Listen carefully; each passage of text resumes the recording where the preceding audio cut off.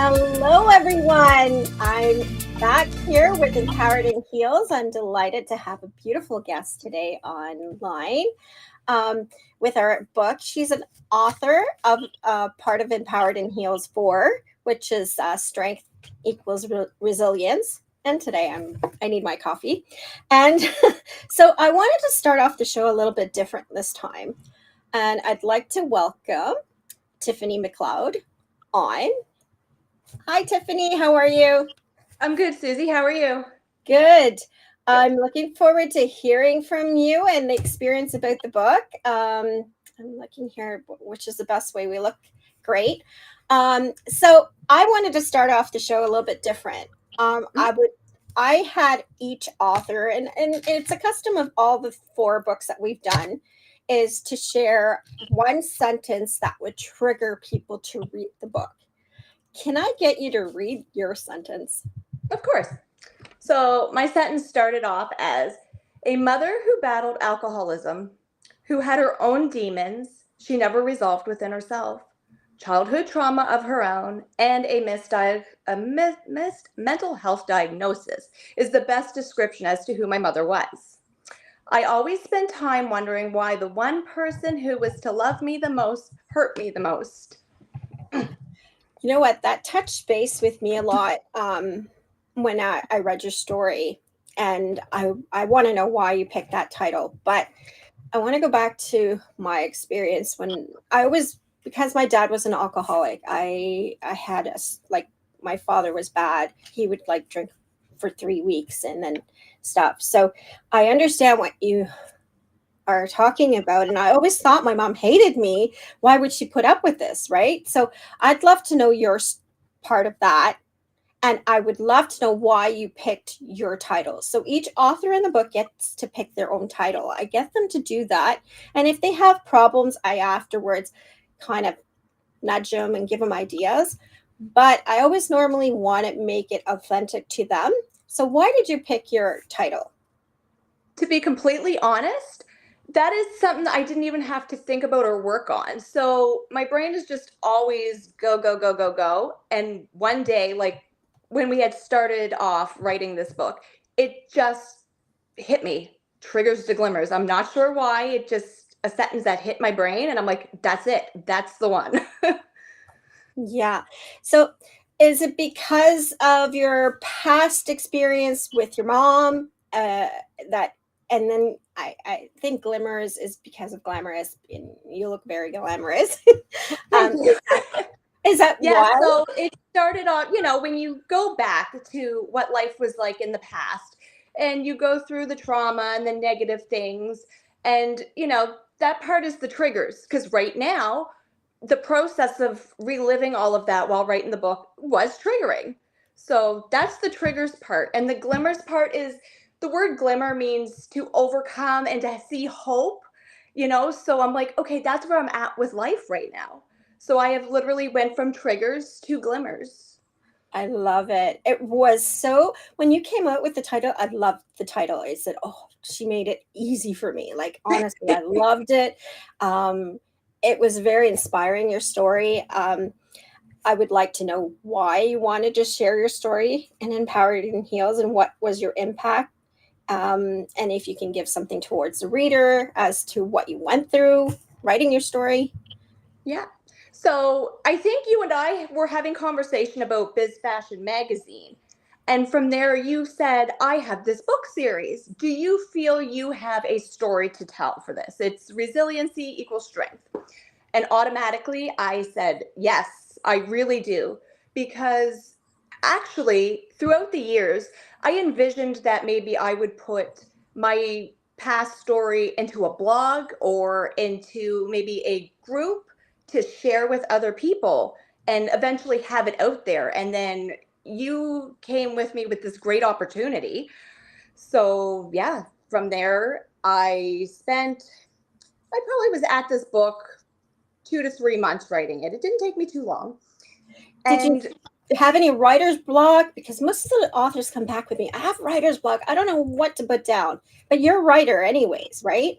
yeah, it just comes. Like my brain, I'm like, okay, as it comes through my brain, I write it down, whether it's a real life event like the book, or if it's something towards one of my editorials. So as I would be sitting at home, I'm like, okay, reliving this moment, and I jot it down and go, okay, that's a big part that I want to include into the story and into the book. From there, I found within those months of working on it, this is very personal. I didn't realize how much I was suppressing and avoiding. From here, I actually had to go seek mental health counseling because I didn't realize I have not gone Dealt through with what it. I needed to feel and go through it and sit with it. You know what? I felt the same. Honestly, when I finished, it puzzled everything together as to what I did, and it helped me take a load off me. Like I was holding all this on me that I didn't realize it until I put it in words and I read it and I said, "Oh my gosh." And I actually got to forgive my father, I forgive my mother, understand why, because I went back to her past, I went back to the past of my father, why he was the way he is. So that gave me that forgiveness towards them in a way. And then I always mastered my past because I kept on being resilient and strength. But I always had it in me inside, I guess in your heart or in your mind, right? Until Yeah. you break that pattern and release it. I felt so uplifted and oh, I had to say thank God, right? So that's, I understand, I relate with you honestly, and I tell all the authors, especially if they're writing about trauma, because trauma is a big thing that we go through and everyone has a story. So if you don't think you have a story, you do. It's just mastering past that story, and what you're doing today by sharing it, it's helping other people, which this book is all about. And I'm so proud of you, Tiffany. Honestly, when I read your story, it related so much to me because alcoholism is such a big issue with my past. And I see my mother as my superhero. She was my mom and dad. So I saw how you conquered it, and then you overpowered yourself to become successful as you are today. So yeah, so tell me a little bit as to what you do today.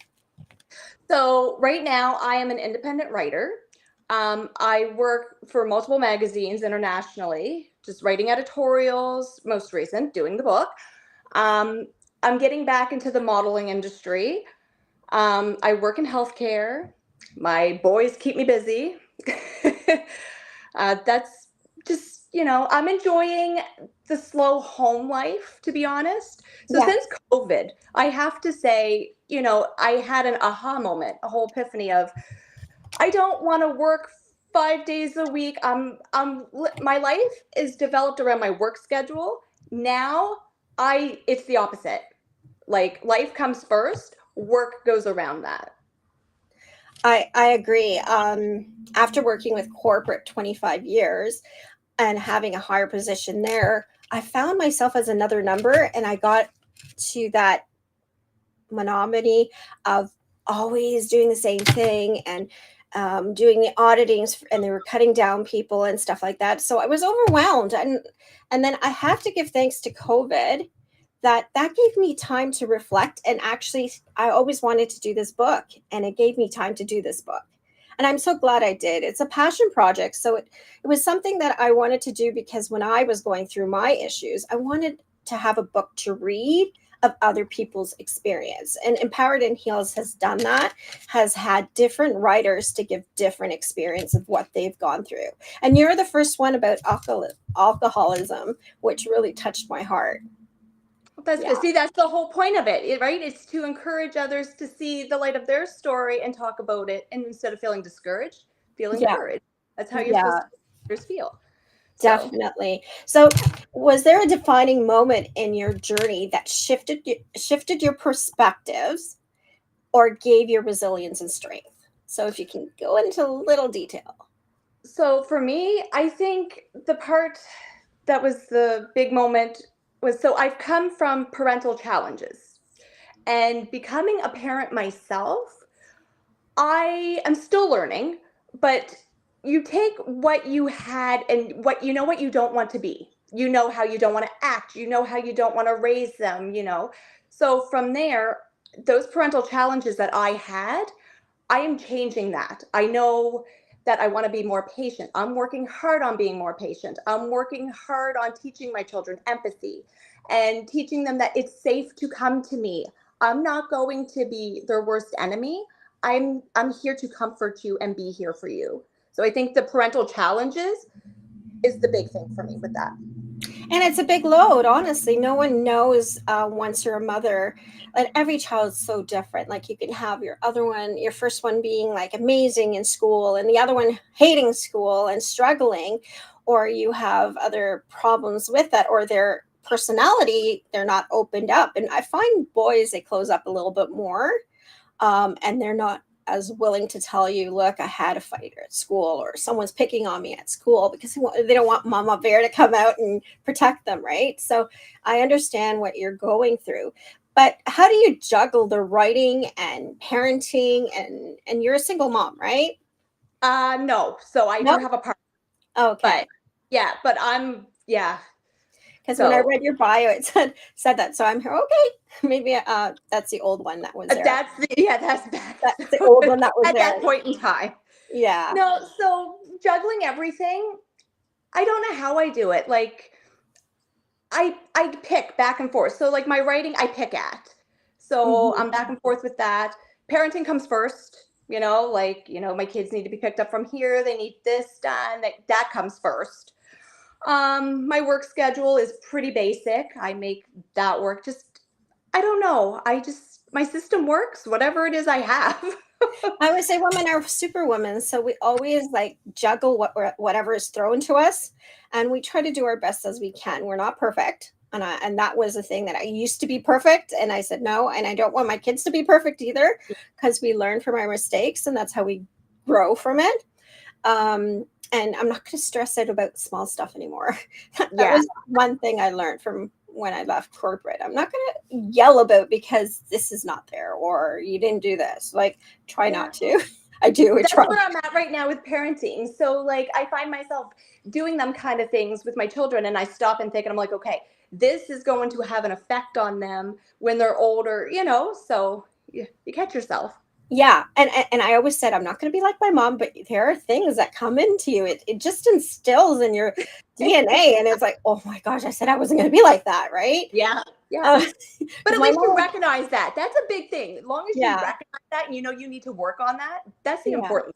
That's Yeah, huge. I agree. Yeah, yeah. That's when I stop and I say, "Oh, okay, I'm not going to be like that." My mom's, Yeah. she was very perfectionist. Like everything had to be perfect. The house had to be spotless, and da da da da. And I don't want to be that stressful. I want to have a clean home, yes, but I don't want to be one of the militants, because I'm Yeah. not in the military, right? So I don't want my kids to be like that either. So, See, I even admit though, that I am that parent. Like I do go through times of that, and I catch myself and I'm like, okay, I need to bring it down a notch because this is putting more stress on my children, seeing me in this state and making them feel like they have to do this, that, I realize that and I'm like, okay, bring it down. yeah, deep breath, take a deep Yeah. breath. Try to go for a walk. Yeah. Yeah. Well, how has your personal journey shaped the way you empower and uplift others today? I think it shows hope to others that resonate with the story and have the same challenges. I think they see that you can overcome the barriers so that maybe they can. That's the whole point of telling our story is so they realize that there can be a light on the other side or, give some advice within the story of what they can do to work on things to come out on the other side as well. I agree.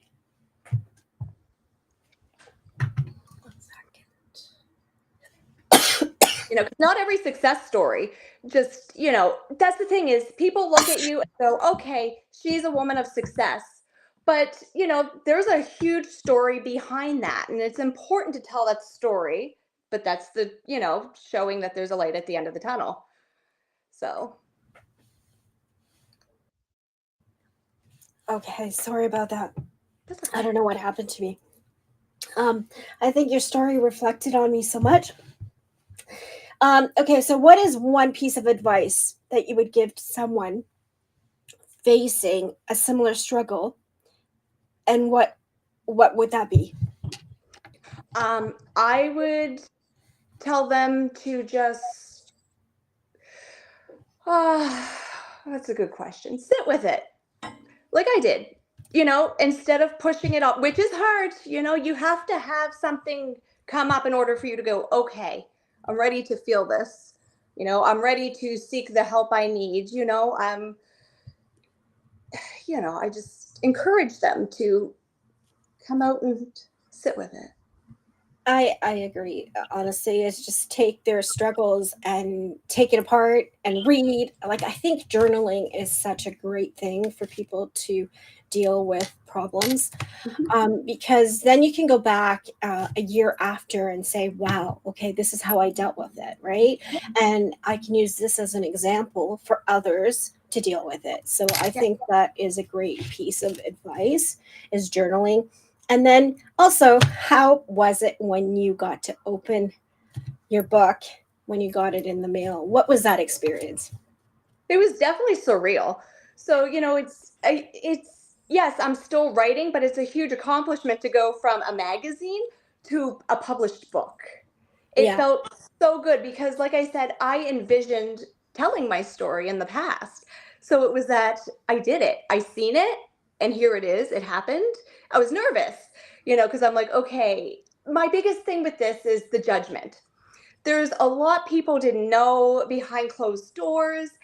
And, I've got people going, I bought the book, I bought the book, I bought the book. I'm like, great.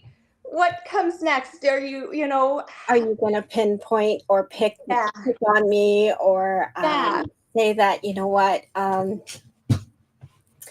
uh, you know, maybe that's why you're that way. This is what I thought. I thought my mother, I didn't want to write the story because I thought my mom was going to hate me, because I went authentic to it. And I didn't want to hurt her because I love her to death and I admire her because she was my superwoman, because she was my mother and father. But I didn't want to hurt her. Right? Imagine reading a book about your past and why she put up with so much, right? And not understanding why she put up with so much, right? Um, and in the olden days, that was their stigma, that they were known to put up with stuff, right? Yeah. And a lot of things were closed behind the doors. Like, if they would have saw our house, they wouldn't have thought that we had something happening inside. We had a monster inside. That's what I called my dad. um, so I totally understand what you're trying to say with that. And I'm glad, like, I think people like that. I think they actually gain more trust with you, because you had the courage to open up with your story Yeah. and you gave examples how to overcome it. Yeah. And Like I don't struggle with addiction anymore. So that's huge. I'm not that person that I once was. That person that struggled with my addiction was the person who did not sit with my past trauma. that's it. Yeah. Yeah. And that's one thing. I'm a therapist, and I say a lot of people judge people because they're addictive to something. It's because they didn't either have a great past, and they didn't have a support system to overcome their past. So Yeah. it trickled through to get into an addiction. Yeah. And when we don't have anyone else to think of, or we think that addiction is going to help us, and it gives that momentary relief, but at the end of the day it doesn't help us, that's when we start to really realize that, what, we got to cut it, right? Yeah. Yeah. I now also, when after reading the book and doing the therapy and doing the work I needed to do, I realized how what I actually have been doing wrong in my relationships, my friendships, how to work on myself, how to admit when I'm the problem. I've heard of fight or flight. I never realized I was doing fight and flight in every one of my friendships and my relationships. I was Mhm. looking for the fight, and then I wanted to run, so I would have somebody say, no, no, you're worthy, and I didn't realize all of that until the book. The book has been a godsend for me, honestly, Susie. Like, this has been a wonderful opportunity to I felt the work same, on. honestly. It was my puzzle. I didn't understand my life. Like I was into fashion. I worked in finance. I'm a laboratory technologist, and I didn't understand why I got into jewelry. I got into fashion. It all pinpointed everything together, and I said, "Thank God!" And it made me release so much pain that I Mhm. had in Yeah, me. So yeah. for me, it was a stress reliever, and I took tons of weight. I felt so light after writing it. So I know what you're trying to say, and it was like a gift to myself for doing it. And I'm so glad I did it. And I'm so glad that you did it too, because honestly, your story is so empowering. You've been elected for the RBC award. Yeah, the Women of I'm, Inspiration Award. I'm in that list too, Or actually. Women of Influence, one of the other, Yeah, yeah. the woman of the Yeah. influence. And honestly, I want to give you an award for From Biz Fashion. We're going to be giving you an award for Woman of Influence for 2025 for Women's Day. So everyone in the author, I wanted to give them that award. So watch out for it. It's going to be sent to you in email. Mhm. So you know what? I love your story. Keep being positive, uplifting that you are, and keep writing. You know what? Your writing is astonishing. Honestly, our editor didn't have to do much to your story at all. Great. And also, so I did leave a part of my life past out of the book. So I've actually decided I didn't feel ready to come out with that last year, but I am now. So everybody can keep an eye out. I think I'm going to do maybe in a blog form what the past year looked like with the healing from writing the book and this big part of my life. And then you will have the opportunity to contact me and I can give that to you if you were interested in reading it. That is amazing. I always say to all of my authors, use a group book to start your popularity on as a writer, Mhm. as a story, because there's so many books out there. Like even if you launched your own book, it's really hard to push. Yeah. I know they say, "Oh, it's easy to sell a book." No, I have to be honest. Like this is our fourth series. Books are amazing, but it's the group that you have that really push it through, Yeah. right? And we're having problems with Indigo right now getting scheduling. I just got an email from them today, and I'm going to put another complaint in because they're not coming back with a date. So I'm trying Yeah. to get that together, and hopefully we'll get a date to do that in Indigo for sure. Yeah, I'm But working with my local Indigo and chapters as well, as I had told you, and we're trying to get the book right in directly into stores so I can do a book signing here in the province. So awesome. And you're going to be coming to Toronto, right? I am, yeah, I am going to come for the book signing there, and I'm also there at the end of April. So just let me know if it would be convenient if it worked out at the same time, but if not, I'm going to try to be there the best I can. Yeah, yeah. I'm trying to aim because we didn't get anything I really wanted for March for Women's Day. Yeah. And I'm not getting anything concrete from them. So I'm going to try to aim for April. Hopefully we'll get that coordinated with you. Yeah. But honestly, if you want to read an inspiring story, please pick up Empowered in Heels. I do have the website on the screen. You can go to Amazon. She has a book right there. See how colorful? It's a beautiful book. It Honestly, is. all of I our love books. the cover. You did really well on that. I love it. Well, if you understand the cover, each cover has something to deal with, and it's part of like I think God sends me people for stories, and then ideas. So I thought of how we wear shoes or heels, Mhm. and then how they break or we feel pain, but we still keep on going. So that's Yep. really the concept of the title of the book and the cover itself. You see the broken heel, but we Yeah. still keep on going. So this is what we are as women, and people don't see that side of us. They think, oh, she has it all together, but honestly, there's ups and downs in life, right? So, Yeah. and it's how we handle it to Yeah. proceed and help others. I think empathy is such an important factor right now, what we're going through in the world, and showing that with our kids. And it's not taught anymore. Like there's no empathy out there. People are not empathetic anymore. They just think about themselves now. So today we need to get together and think about everyone right now. Yeah. And Exactly. by local Canada, I'm really pushing that through because I Yeah. don't want to be another state. I want to be Canada. Yeah. I'm putting my Exactly. political view in here. So, yeah. But No, thank I you think a so much. lot of us are with you on that, Susie. Uh, So you know what? I want our country, right? This is what we yeah, fought for, and we yeah, deserve that, right? So we don't want yeah, to lose it out. And if we don't battle it out, we may lose it. So exactly. let's push all us together to do that. And I'm using this for that. So thank you so much, Tiffany. You are an amazing soul. I love your story. I can't wait to meet you in person. And please pick up the book if you really want to read great stories.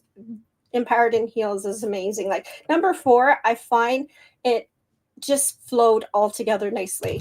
Like all of the stories are so different to one Yeah, another that that's what I love about it is that it's it each gives you is that its own little uniqueness. story. Yeah, And there's affirmations inside. Like there's things inside that allows you to read one story and take a break and read something encouraging and go on to another story. So it's not like something that you're gonna, take it aside. It's very empowering. They're not sad stories. Like they really put them together to encourage others and give them tips as to what they did to overcome those phases that they went through in life. So I'm so proud of you. Keep up the great work. Hope to see you soon yeah. and And I stay want to blessed. thank you. We don't give you enough recognition for everything you've been doing with the book. You have been handling everything to do with the book, which has been wonderful, and we all appreciate it so much. Thank you. You know what? It's my passion project. This is why I did it. I didn't do it for the millions. We're not making the millions. Hopefully, one day some famous person decides to pick it up, like Oprah, who I drink from here. Um, that's my dream. Hopefully, one day. But you know what? Keep it going, and I love what you guys are doing with your stories. Just keep that flow together and have women read it. That's basically what this book is all about: is to empower other women. And you did that, girl. So I'm so proud of you. Thank you. Okay, so we're off. Have a great day, guys. See you soon. And please check out our next author coming up soon, okay? Take care. Please connect with Tiffany if you need any help, okay? Bye. See you.